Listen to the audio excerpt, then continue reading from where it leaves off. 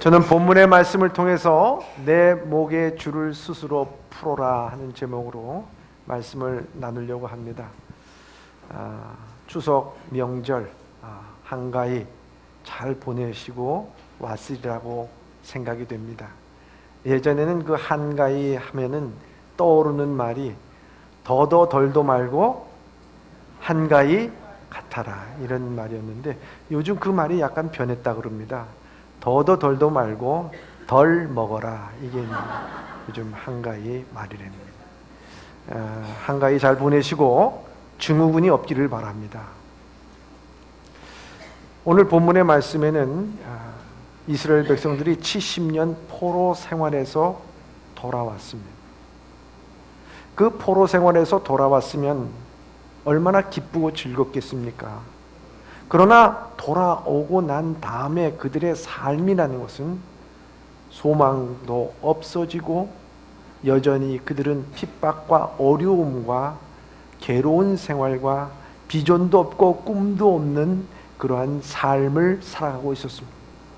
게다가 그들을 잘 인도해 줄 영적 지도자조차도 잘 나타나지 아니하던 그 상황을 이 이사야 선지자는 말씀을 하면서 오늘 본문의 말씀을 우리에게 주고 있습니다.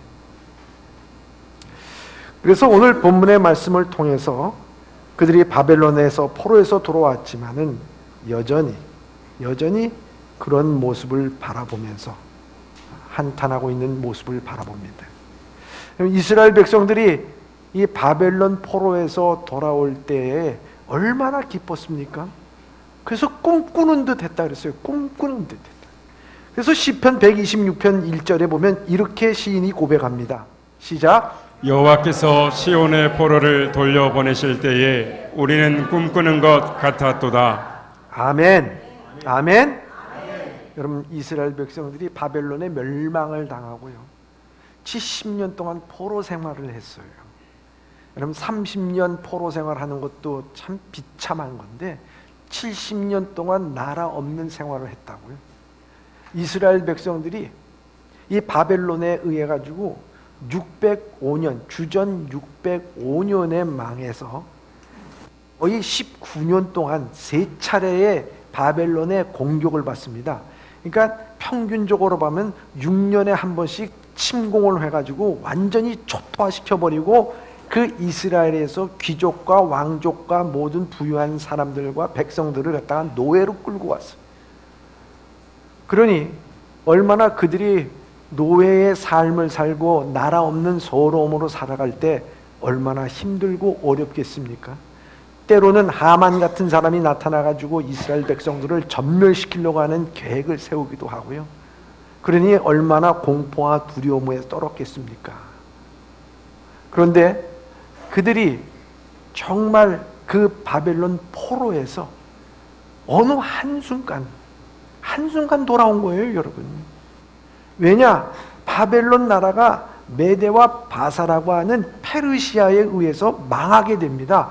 그렇게 됐을 때 이 페르시아의 초대 왕인 고레스 왕이라고 하는 사람이 너희 이스라엘 나라들이여, 이스라엘 백성들이여, 고국으로 돌아가라 칙령을 내리게 됩니다. 그래서 어느 순간에 맞이한 해방과 은혜가 있었어요. 그래서 돌아오게 된 거예요. 그들이 힘이 있고 능력이 있어서 돌아온 거 아닙니다. 무슨 독립운동을 해서 돌아온 거 아닙니다. 그런데 전적으로 이 고레스 왕에 의해서 그 자비를 베풀어서 돌아온 건가? 그것이 아니라고 하는 것입니다. 성경에 보면 그것은 바로 하나님께서 고레스 왕을 들어 썼기 때문이라고 이사야서 44장 28절에는 이렇게 말씀하고 있습니다. 시작. 고레스에 대하여는 이르기를 내 목자라 그가 나의 모든 기쁨을 성취하리라 하며 예루살렘에 대하여는 이르기를 중건되리라 하며 성전에 대하여는 내 기초가 놓여지리라 하는 자니라. 아멘. 여기 분명히 이사야 선지자도 말하잖아요. 고레스에 대해서 이르기를 내 목자라 그랬어요. 내 목자라. 하나님께서 고레스를 들어 쓴 겁니다. 그래서 이 고레스가 이스라엘 백성들을 해방시켜 준 거예요. 전적인 하나님의 은혜로 그들은 회복이 된 겁니다. 다시 고향으로 돌아온 겁니다. 그런데요, 고향으로 돌아왔는데 시간이 지남에 따라 그들의 삶이 더욱더 윤택해지고 기쁘고 즐거운 삶을 사는 것이 아니라 돌아오기 전 상태, 그거보다 더 어두운 상태로 돌아가는 것을 볼 수가 있습니다. 소망의 삶을 살지 못하고 있는 모습을 보면서 오늘 본문의 말씀에 이사야 선자는 말씀하고 있는 거예요. 여러분, 역사라고 하는 것은요, 똑같이 반복됩니다. 그것이 이스라엘이든 우리나라도 어떻게 됐습니까? 여러분, 1905년에 을사보호 조약을 맺게 되잖아요. 그래서 우리 외교권을 갖다가 박탈당합니다. 그리고 1910년에 완전히 한일 합방을 하게 되는 것이죠. 주권이 잃어버렸습니다. 그래서 1919년에 3.1운동을 통해서 어떻게 주권을 회복하려고 했지만은 비참히 우리의 짓밟힘을 당하게 됩니다. 소망도 잃어가고요, 비전도 잃어가고, 꿈도 잃어가고, 힘도 잃어버리는 그때에 원자폭탄 단 2방이 떨어짐으로 말미암아 1945년 미주리 함상에서 항복선언을 쓰고 우리나라가 해방이 된 거예요.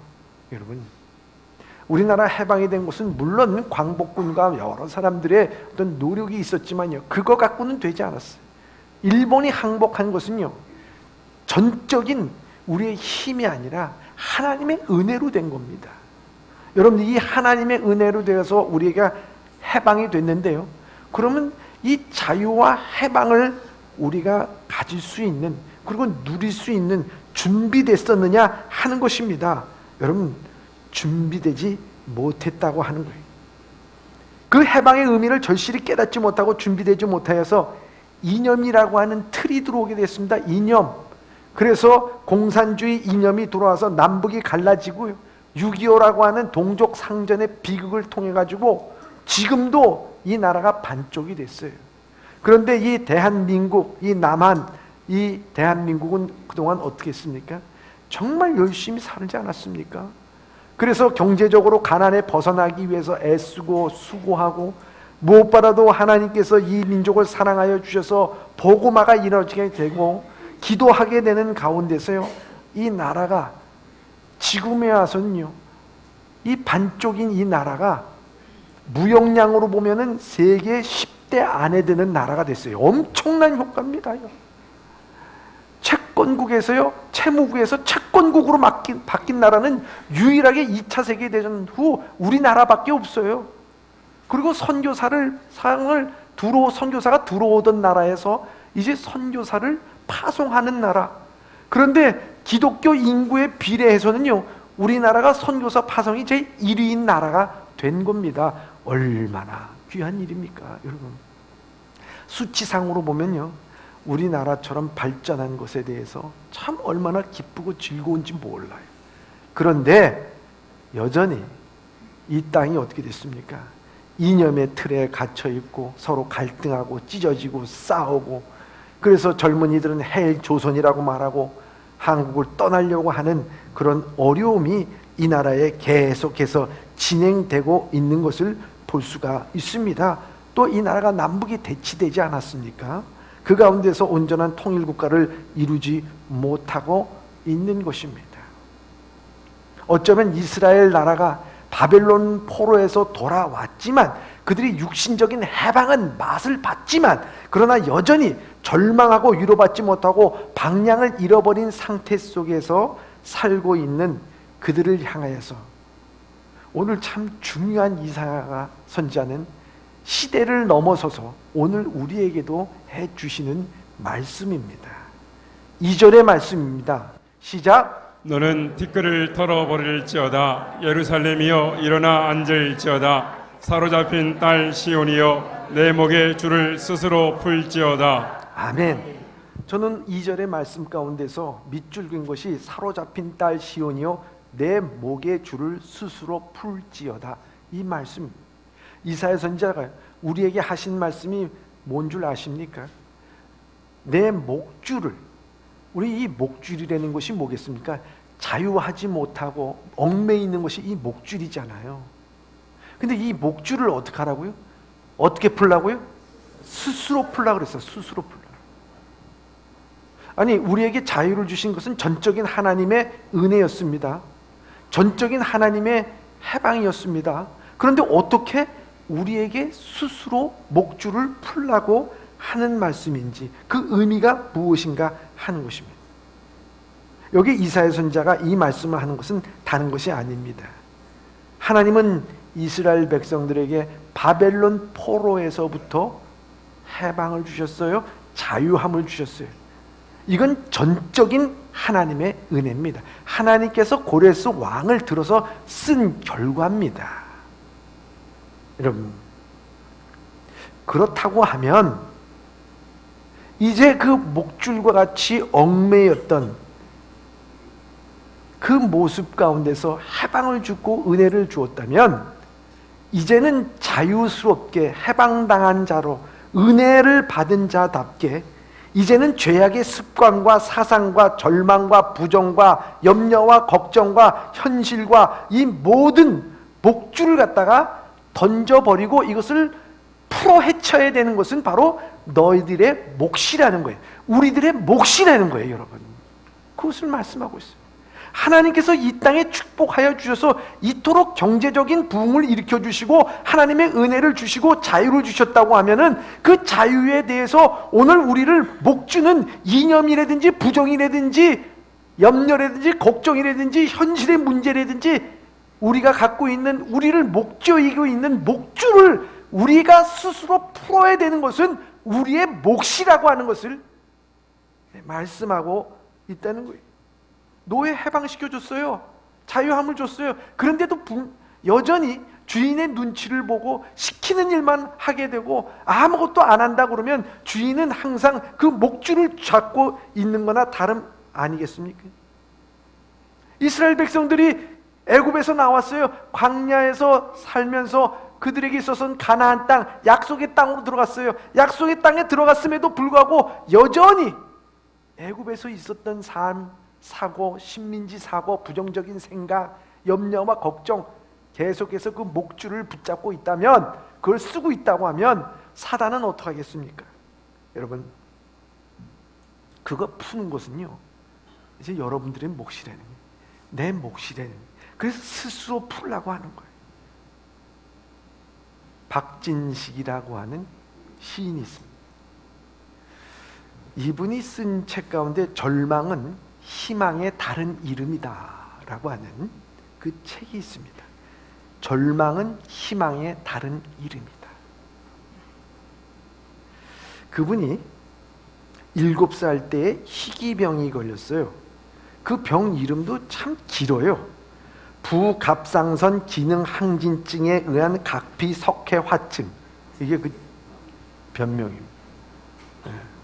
요전에 그 어떤 학생이 제1저자가 돼가지고 썼던 논문, 굉장히 길어가지고 저는 무슨 논문인지도 몰랐어. 똑같은 것 같아.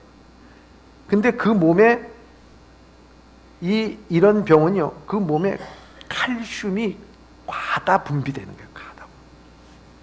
그렇게 되니까 몸이 석회처럼 막 굳어지는 거야. 굳어지는. 그래서 그가 9살 때 누워 지내기 시작했습니다. 그리고 13살 때는 이 몸에서 석회들이 자라나면서 막 몸을 뚫고 나오니까 온몸이 피범벅이가 됐어. 뿐만 아니라 그가 19살 때는 자기 몸의 20%가 이 폐와 심장 가운데 석회화가 되고 굳어지기 시작하고, 25살 때는 그 몸에 거의 40%, 30% 넘게끔 몸이 다 굳어지는 상태가 됐습니다. 여러분, 그 얼마나 참 절망스럽습니까? 그렇잖아요. 우리가 감기만 하나 들려도요, 그저 모든 게 다 귀찮아요. 근데 온몸이 다 석회 덩어리가 돼가지고 꼼짝없이 막 찌르고 아프고 석회가 나와가지고 막 살갗을 뚫고 나오고 피범벅이가 되고, 그 인생 얼마나 비참하고 내가 이러면서 살아야 되나, 아마 그 생각 하지 않겠어요, 여러분? 그렇잖아요. 그런데 참 그 절망의 죽음 앞에서도 하나님을 믿고 절대 왕 대신 예수 그리스도를 붙들게 됩니다. 그래서 겨우 움직일 수 있는 두 손에 볼펜을 끼워서요, 컴퓨터를 두들기면서 감사의 고백을 합니다. 절망의 아픔은 또 다른 희망이라고 고백하며 절망에 처한 사람들에게 희망의 메시지를 전하고 있습니다. 이와 같이 그는 고백을 합니다. 절망은 희망의 가면입니다. 인생의 여정에는 즐거운 천연색 날씨뿐만 아니라 고난의 검은 시실도 필요합니다. 검은색 시실도 있어야 아름다운 비단이 만들어지는 것처럼 절망을 거부하며 삶을 긍정하면 승리의 길은 열리게 되어 있습니다. 절망은 잃어버린 사랑을 회복하는 공간이요, 나 자신을 찾는 시간입니다. 절망은 또 다른 희망의 의지를 불러줍니다. 제가 고통의 상황에서도 웃을 수 있었던 것은 하나님의 축복이었습니다. 극심한 고통과 죽음의 공포에 시달리더라도 내 안에 계신 하나님을 떠올리면 나의 아픔은 더 이상 혼자만의 아픔이 아니라고 미소 짓습니다. 몸은 잔인한 고통으로 뒤덮였지만 꿈꿀 수 있는 것만으로도 인생은 충분히 행복한 것입니다. 절망 중에 감사하세요. 슬픔 가운데 기뻐하고 감사하세요. 주님께서는 우리의 눈물을 씻어주시고 우리의 삶 가운데 큰 복을 내려주실 것입니다. 라고 그는 많은 사람들에게 이 감동의 메시지를 전해주고 있습니다. 하나님은 그에게 있어서 죄에 대해서 해방시켜 주었습니다. 죽음에 대해서 자유함을 주셨어요. 구원의 기쁨과 감격을 주었습니다. 그건 전적인 하나님의 은혜였습니다. 그 은혜를 받고 나서 그는 자기의 목줄인 질병의 줄을 풀어버렸습니다. 절망의 줄을 풀어버렸습니다. 그리고 오히려 이 절망이 희망의 가면이라고 오늘 우리에게 말씀하고 있습니다. 오늘 이 목줄을 풀어야 돼. 아직도 예수 믿으며 자유를 주시고 은혜를 주셨는데도 불구하고 세상의 목줄을 그대로 갖고 있는 성도는 없습니까? 장로교, 감리교, 성결교, 침례교 통틀어서요. 참 존경받는 목사님, 이미 고인이 되셨지만 우리 영락교회 한경직 목사님 계십니다. 그분이 마지막으로 온 이 한국 성도들에게 한 말이 있습니다. 마지막으로 한 말이 뭐냐면 예수 잘 믿으십시오. 이어이겠습니다. 예수 잘 믿으십시오. 여러분, 이 말이 무엇입니까? 뭘 잘 믿으라고요? 예수 잘 믿으십시오. 여러분, 하나님께서 우리에게 구원을 주신 것, 그리고 우리를 의롭다게 하신 것은 전적으로 하나님의 은혜입니다. 하나님의 은혜예요. 그렇다고 하면 예수 잘 믿으라는 것은 무엇을 의미하는가? 내가 전적으로 하나님의 은혜를 받았으면 은혜 받은 자답게 예수 잘 믿는 삶은 바로 내 몫이라는 거예요. 내 몫이라는 거예요. 당신의 목 충실하게 사십시오. 그 말씀을 해주고 있는 것입니다.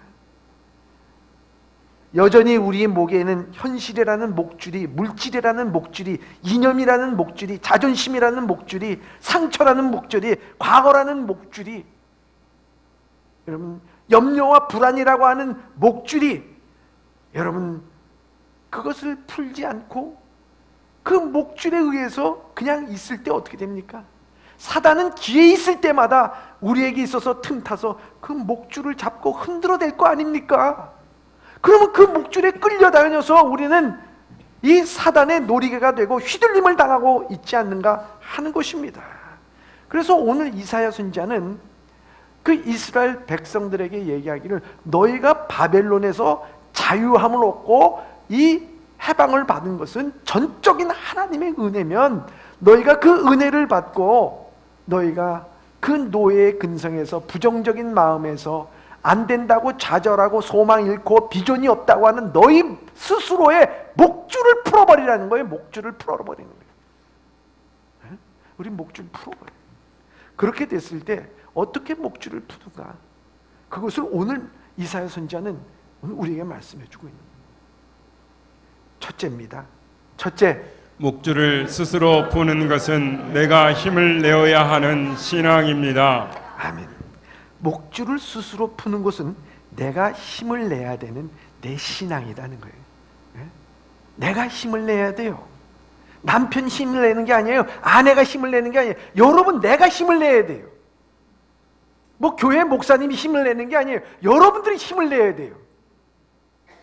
누군가의 나에게 힘 준다고 생각하지 마세요. 여러분들이 힘이 돼야 돼요. 오늘 1절의 말씀입니다. 시작. 시온이여 깰지어다 깰지어다 내 힘을 낼지어다. 아멘. 아멘. 여기 보면 시온아 깰지어다 깰지어다. 누가 힘을 낼지어다? 내 힘을 낼지어다. 이웃이 힘을 낼지어다? 당신이 힘을 낼지어다? 아닙니다. 내가 힘을 낼지어다 하는 것입니다. 남이 어떻게 해줄 거라고 생각하지 말고 내가 힘을 내야 된다는 것입니다. 내 몫입니다. 내가 힘을 내지 않으면 안 됩니다. 그런 의식과 신앙이 있어야 깨어있는 것입니다. 하나님은 이미 값없이 우리에게 은혜를 주셨어요. 그럼 우리가 그 은혜에 걸맞는 힘을 내야 된다는 거예요. 여러분, 다윗이 형들에게 음식을 전해주러 갔다가 발견한 게 뭐였냐면 이스라엘과 이 블레셋과 대치하고 있는 가운데 골리앗이라고 하는 사람이 나타나가지고요, 호령을 하면서 거기에 벌벌벌 떨고 있는 이스라엘 백성들을 발견한 거예요. 거기에서 이 다윗이 분연히 일어나서 이 골리앗하고 싸워서 이기지 않습니까? 이 다윗이 골리앗을 이길 수 있었던 비결은 무엇이었을까요? 물맷돌 잘 날려서 이긴 게 아닙니다, 여러분. 물맷돌 잘 날리기 대회가 있었다면요, 아마 다윗은 등수에도 들지 못했을 거예요. 그 당시에 뭐 양치기들이 얼마나 물맷돌을 잘 돌렸겠어요, 여러분. 그렇다고 하룻강아지 범무서운 줄 모른다고 용기 하나 100배해서 나가서 싸워서 이겼을까요? 여러분, 그건 만용이 될 수가 있어요. 만용이. 그는 전사고 그는 전문가예요. 전문가, 골리앗. 그런데 여러분들 생각해 보세요. 이 다윗이 골리앗을 이길 수 있었던 것은요, 어느 한순간 하나님께서 그에게 능력을 주셔서 나는 만군의 여호와로 나간다 하면서 물맷돌을 돌려가지고 한순간에 힘을 얻어서 나가서 죽인 게 아니에요, 여러분. 그렇게 고백할 수 있었던 것은요, 그가 지나온 모든 세월이 그렇게 만들어준 거예요. 다윗을 그렇게 만들어준 거예요.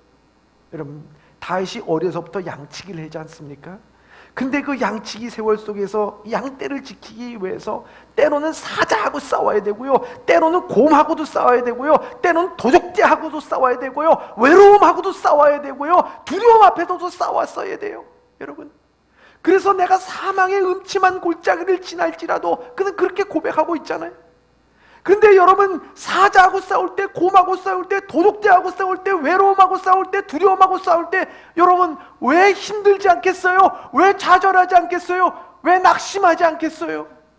눈물을 흘릴 때도 있고 힘들어할 때도 있었을 것입니다. 근데요, 신앙인의 그 능력은 어디 있느냐? 그 실패와 좌절에서 일어나더라고요. 일어나면서 하는 말이, 그래, 나 혼자가 아니구나, 여호와께서 나와 함께하여 주시는구나. 그것을 점차 느껴갔다는 거예요. 그 마음속에 하나님이 나와 함께 하시는구나, 내가 힘을 내야지, 내가 힘을 내야지. 다시 일어난 거예요. 다시 일어난 거예요, 여러분.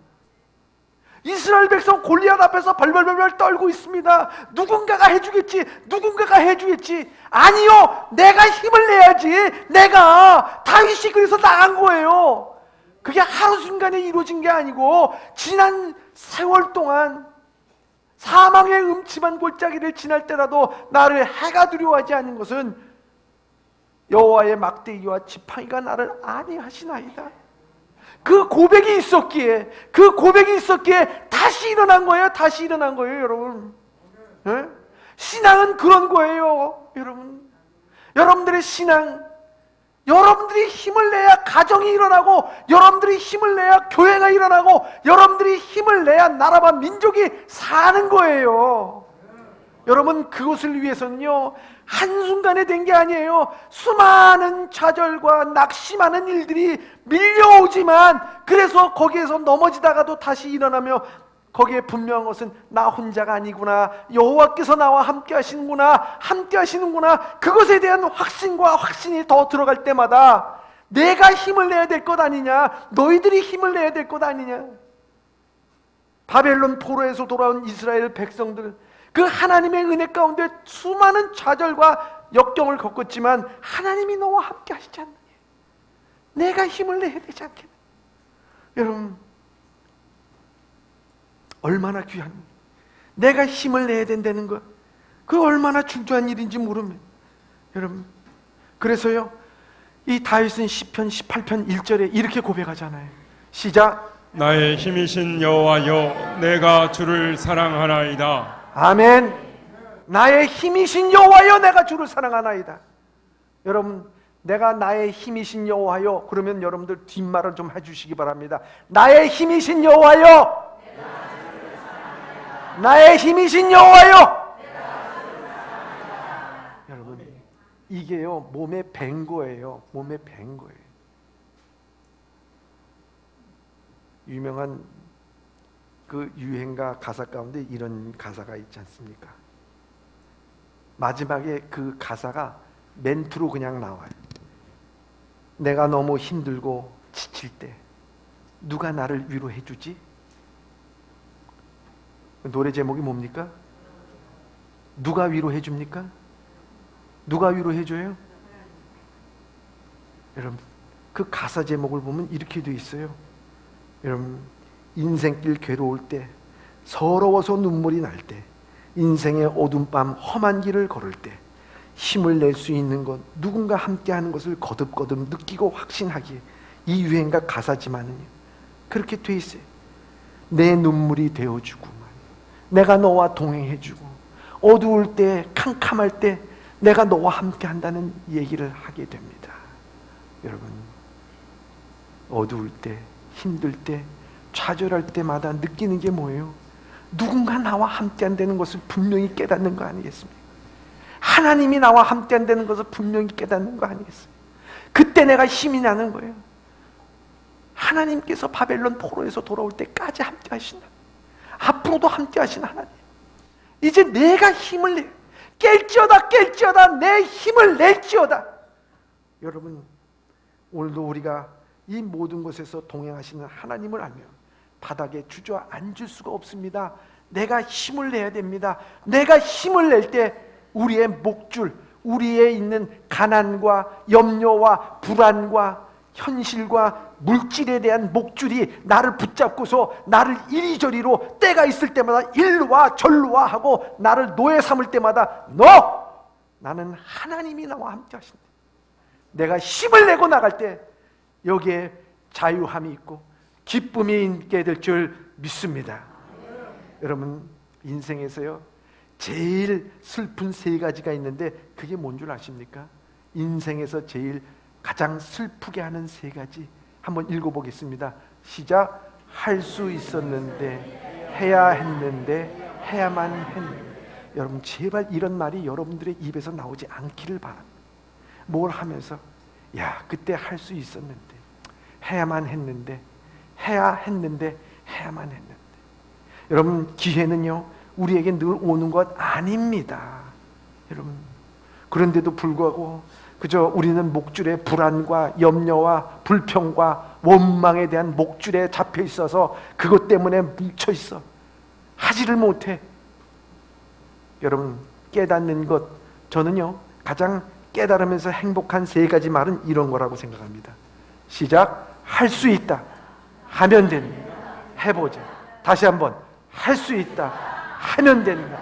해보자. 힘내세요. 예? 할 수 있다.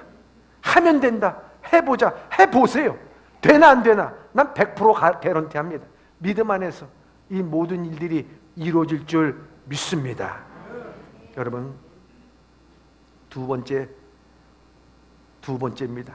둘째, 목줄을 스스로 푸는 것은 성도에 걸맞는 옷을 입는 것입니다. 여러분, 목줄을 스스로 푸는 것은요, 성도에 걸맞는 옷을 입는 거예요. 오늘 1절의 말씀입니다. 시작. 거룩한 성 예루살렘이여 내 아름다운 옷을 입을지어다. 이제부터 할례받지 아니한 자와 부정한 자가 다시는 내게로 들어옴이 없을 것임이라. 아멘. 여러분, 이 말씀을 한번 보시기 바랍니다. 여러분, 거룩한 성 예루살렘이여 내 아름다운 옷을 입을지어다.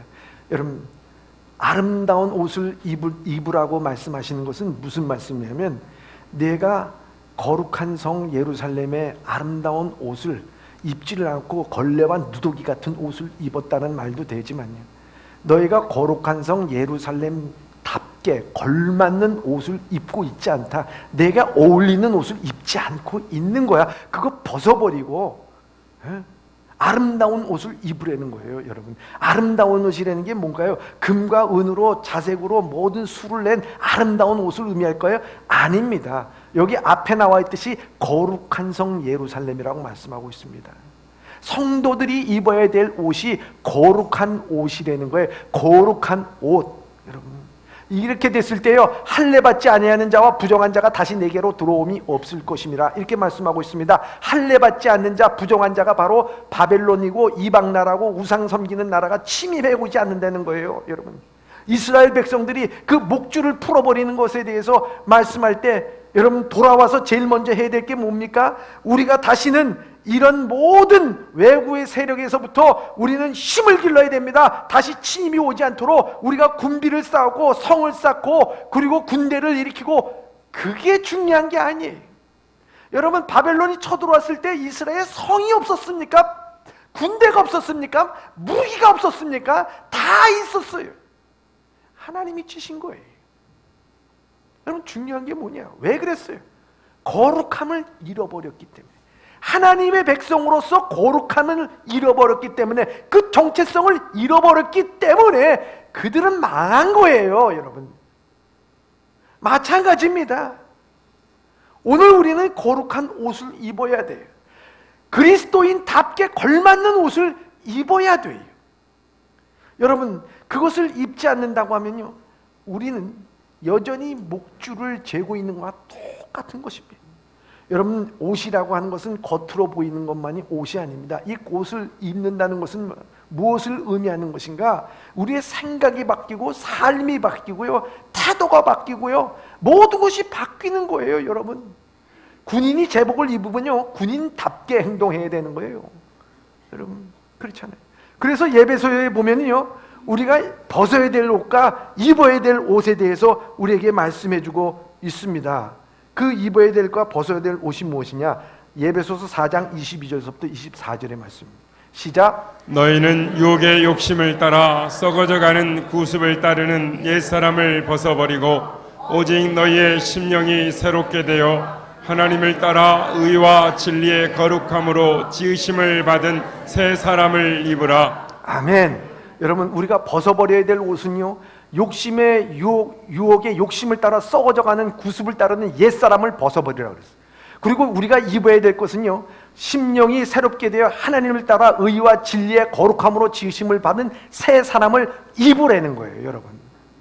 여러분, 마태복음 5장에 보면 예수님께서 너희를 세상의 소금이라고 얘기했어요. 소금이 이 세상에서 맛을 내야 되는데 그 맛을 잃어버리면 바깥에 버려서 사람들에게 밟힐 뿐이라 그랬어요. 여러분, 우리가 소금이에요. 맛이 있어요. 그런데 이 소금의 짠 맛을 유지하는 것은 우리의 몫이라는 거예요. 내 몫이라는 거예요.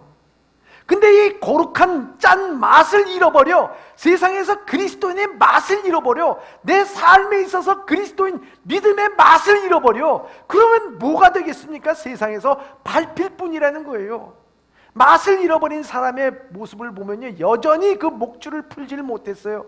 세상의 염려와 걱정과 불안과 물질에 대한 탐욕과 욕심으로 인해 가지고, 그것에 의해 가지고 목줄을 풀지 못하고 사단은 항상 잡아냈다가 끌었다가 하면서 시험 받았다가 넘어졌다가 자빠졌다가 한치도 신앙 앞으로 나갈 수가 없는 거예요. 자유스럽지 못한 거예요. 그게 우리의 모습이에요. 안델센의 동화집 가운데 유명한 동화가 있잖아요. 벌거벗은 임금님. 다 읽어보셨잖아요. 벌거벗은 임금님. 내용 뻔한 거예요. 예? 탐심, 탐욕으로 가득한, 특별히 이 옷에 대해서 탐욕이 가득한 임금님이 있었다는 거 아니겠습니까? 그 임금님은 항상 좋은 옷, 아름다운 옷만 입으려고 하는, 그래서 국가의 모든 재산을 낭비를 하는 그 모습을 바라보며 한 번은 교훈을 줘야 되겠다 하면서 사기꾼 2명이 들어와가지고 얘기를 하잖아요. 임금님, 정말 세상에서 하나밖에 없는 아름다운 옷을 지어드리겠습니다. 이 옷은요 너무나 가벼워서 입었는지 벗었는지 알 수가 없는 옷이. 근데 이 옷은요 정말 귀한 옷이라 마음씨가 착하고 또 선한 사람의 눈에만 보이고 악하고 거짓말하고 둔하고 지혜 없고 바보의 눈에는 이것이 보이지 않습니다. 그러니까 임금이 어떻게 합니까? 그걸 빨리 지어달라. 왜? 자기가 착하다고 하는 것을 얘기하는 거예요. 그래서 지어서 다 완성이 돼서 옷 한번 보십시오, 입어보십시오 하니까 자기 눈에는 그것이 옷이 없는데도 불구하고 옷이 없다 그러면 자기가 바보가 되고, 자기가 또 착하지 못하고 선하지 못한 사람들 그 옷을 입었다고 치고 입고서 나가잖아요. 거리에 행진을 하니까 사람들이 왕의 옷 참 너무나도 아름답습니다. 에? 왜?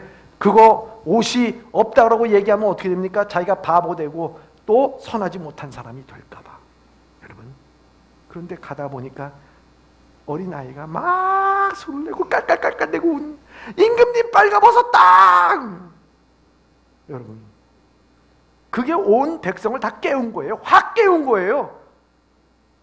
백성이 임금님의 옷에 대해서 못 본 게 아니라 그들 눈에도 이미도 탐욕과 탐심과 이 모든 눈이 가려져 있어요. 여러분, 오늘날에도 벌거벗은 임금님을 못 볼 때가 너무 많아요. 여러분, 그렇잖아요. 우리의 탐욕, 탐심, 이념, 불안, 염려, 걱정, 자기 고집, 상처, 과거의 아픔, 이 모든 것들이 가려져 있어. 그러니 벌거벗었는데도 라오디아 교회가 그랬어요. 자기들은 부유하다. 그런데 너희가 벌거벗은 것은 너희들이 알지도 못하는구나. 네 수치를 알지 못하는구나. 야, 안약을 사서 또 내 바르고 좀 봐라 말이야. 이렇게 얘기할 정도였어요. 여러분, 생각해 보십시다. 여러분, 우리 눈에는 옷이 있지만 하나님이 보시기에는 여러분들 다 벌거벗은 임금님처럼 여러분들 탐욕으로 가려져 있고 욕심으로 가려져 있고 내 고집과 아집으로 가려져 있는 우리의 모습은 있지 않니? 오늘 우리에게 있어서 새로운 옷, 아름다운 옷, 거룩한 옷을 입으라는 거예요. 그 거룩한 삶을 살기 위해서 여러분 어떻게 해야 된다 하는 것입니까? 내 내면에서부터 거룩해져야 되고 그 삶으로 그것이 나타나야 됨으로 말미암아 우리의 목줄, 이걸 스스로 풀라는 겁니다. 정체성을 분명히 해서 이 목줄을 풀어버려야 된다는 얘기예요.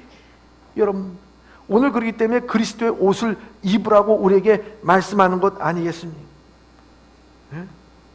여러분, 갈라디아서 3장 27절입니다. 시작. 누구든지 그리스도와 합하기 위하여 세례를 받은 자는 그리스도로 옷 입었느니라. 아멘. 여러분, 그리스도와 합하여 세례를 받은 자는 그리스도의 옷을 입었대. 여러분, 베스트 드레스가 되는 비결을 가르쳐 드릴까요? 베스트 드레스. 네? 여러분들 제 얘기를 들으면요, 이제 여러분들이 다 베스트 드레서가 될 줄 믿습니다. 베스트 드레스는요, 얼마나 여러분들 색깔과 옷에와 모든 몸에 대해서 조화스럽게 옷을 입느냐, 이게 베스트 드레서가 아닙니다. 베스트 드레서는 그 베스트로 옷을 입는 사람은요, 그 옷을 입을 때 그 사람의 인격이 나타나야 된다는 거예요. 여러분, 내면에서 있는 그 사람의 인격이 그 옷을 입는 것으로부터 고스란히 나타나요. 이게 베스트 드레스. 여러분, 주님께서는 바로 우리의 내면에 정갈함으로 거룩함으로 옷을 입으라고 말씀하고 있습니다. 거룩함이 우리에게 있을 때 이 세상에 그 할례받지 못한 것과 부정한 것들이 우리에 침입하지 못하고 우리의 목줄을 죄지 못합니다. 우리는 거기에서 해방함을 받고 하나님의 은혜 가운데 살아가게 될 줄 믿습니다. 마지막입니다. 셋째, 스스로 목줄을 푸는 것은 인생의 티끌을 털어버리는 것입니다.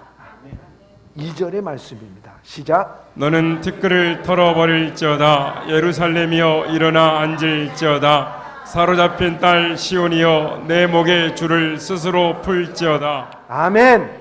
여러분, 너는 티끌을 털어버릴지어다 말씀합니다. 예루살렘이여 일어나 앉을지어다. 여러분, 이 성경에서 티끌이라고 하는 것은요, 좌절과 낙심과 그 모든 것에 있어서 바닥과 같은 상황을 얘기할 때 이 티끌이라고 해요. 티끌이라. 아무것도 없는. 그래서 욥이요, 자기가 이런 상황에 처했을 때 어떻게 됐냐? 하나님께서는 나를 진흙과 티끌같이 만들었나이다. 이런 고백을 해요. 나 아무것도 아니에요. 정말 자기가 비천한 존재가 됐어. 자기 자신이 너무나도 보기에도 이 낮은 존재가, 아무것도 아닌 존재가 됐어. 내가 뭘 하겠느냐?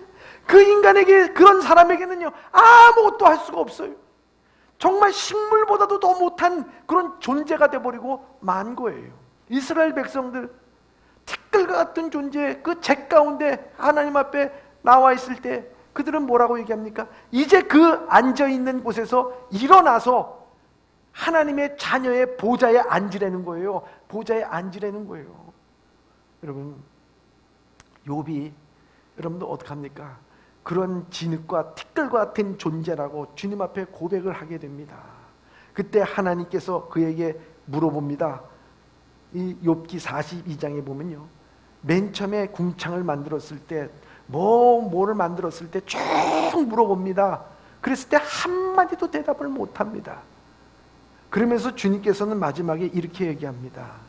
내가 이런 것들도 만들었거늘 내가 너를 안 만들었겠느냐.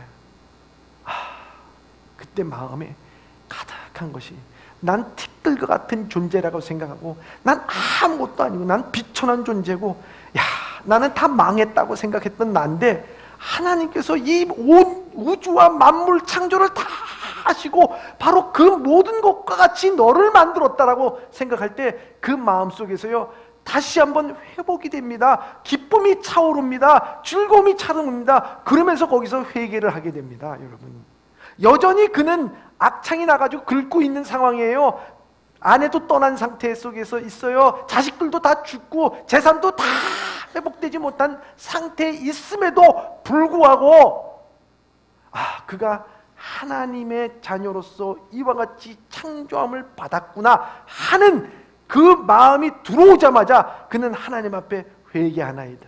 내가 제 가운데서 회개하나이다. 여러분, 회개하면서 다시 회복되어져가는 모습을 볼 수가 있습니다. 사랑하는 예봄의 성도 여러분, 오늘 우리의 인생에 있어서 티끌과 같은 많은 일들이 우리에게 와서 우리를 좌절시키고 낭만시키고 너 아무것도 아니라고 생각하고 우리를 짓밟아버릴 때가 참 있습니다. 그런데 중요한 것이, 그런 것들, 염려와 걱정과 불안과 이 모든 것으로 목줄을 재고 우리에게 있어서 너 아무것도 아니야, 너를 비참하게 만들고, 네가 뭘 한다 그래, 네가 하는 거 아무것도 없어, 내가 해봤자 그거 되지도 않아, 그러면서 나를 비참하게 만드는 티끌과 같은 것들이라고, 하나님 앞에서 티끌과 같은 것들이란 말이죠. 근데 그것을 바라보면서 우리는 좌절을 쉽게 해요. 근데 하나님은 나를 창조하셨어. 나를 만들어 주셨어. 하나님은 나와 함께 하시고 세상에 무엇보다도 나를 존중하게 여기시는 하나님, 그것을 붙잡고 나갈 때 다시 한번 티끌 가운데서 일어나서 주님의 자녀의 자리에 앉을 수 있는 여러분들 되시길 주님의 이름으로 축원합니다. 그래서 히브리서 7장 25절에 이렇게 말씀합니다. 시작. 그러므로 자기를 힘입어 하나님께 나아가는 자들을 온전히 구원하실 수 있으니 이는 그가 항상 살아 계셔서 그들을 위하여 간구하심이라. 아멘. 여러분, 우리가 자기의 힘을 입어 하나님께 나아가는 자들은 온전히 구원하실 수 있는 이인 예수 그리스도입니다. 예수 그리스도가 항상 살아 계셔서 그들을 위하여 간구하심이라 말씀하고 있습니다. 사랑하는 예봄의 성도 여러분, 우리가 은혜를 누리고 살면서도 아직 목줄에 매여 살고 있습니까? 현실과 물질과 걱정과 염려와 불안과 의심과 이념의 목줄에서 이제는 스스로 푸시길 바랍니다. 그건 여러분들의 몫입니다. 깨어서 하나님과 함께 계심으로 여러분들이 힘을 내야 됩니다. 내가 힘을 내야지 하면서 살아가야 됩니다. 내가 은혜를 주셨는데 내가 이렇게 있을 수는 없지, 내가 힘을 내야지 하고 힘을 내어 일어나기를 바랍니다. 뿐만 아니라 여러분, 성도답게 거룩한 옷을 입으십시오. 세상이 나로 하여금 오염시키지 않도록 거룩한 옷을 입으십시오. 그때 우리는 우리의 목줄을 단단하게 끊어버릴 수가 있을 줄 믿습니다. 뿐만 아니라 우리의 인생은 티끌을 날려버리십시오. 인생의 작은 문제 앞에서 일어나십시오. 주님이 원하시는 삶을 살아갈 때 오늘도 우리는 하나님께서 우리의 목줄을 스스로 풀어 하나님 앞에 영광된 삶을 살아가는 우리 예범의 성도들이 다 되시길 주님의 이름으로 축원합니다. 기도하겠습니다.